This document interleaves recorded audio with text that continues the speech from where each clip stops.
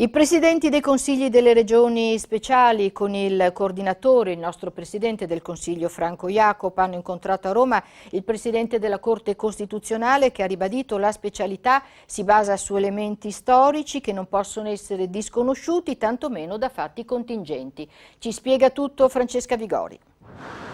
La specialità è un fatto e non è frutto di una volontà politica mutevole nel tempo. Lo ha affermato il presidente della Corte Costituzionale Gaetano Silvestri, incontrando i presidenti dei consigli delle regioni speciali, tra cui il presidente dell'Assemblea legislativa del Friuli Venezia Giulia Franco Jacob. Il confronto era incentrato sulle riforme istituzionali che in questi giorni sono al centro del dibattito politico. La specialità regionale, ha spiegato Silvestri, si basa su elementi storici stabili che non possono essere sconosciuti, tantomeno da fatti contingenti.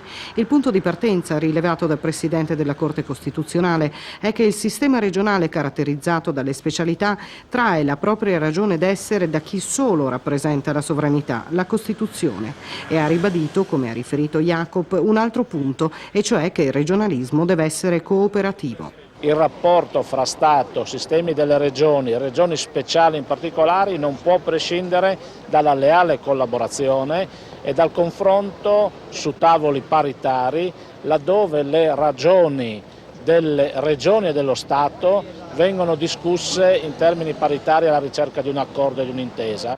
Jacob ha inoltre manifestato la necessità che il disegno di riforma della Costituzione attualmente in discussione preveda l'introduzione di una clausola di salvaguardia degli statuti speciali in grado di bilanciare la clausola di supremazia dello Stato.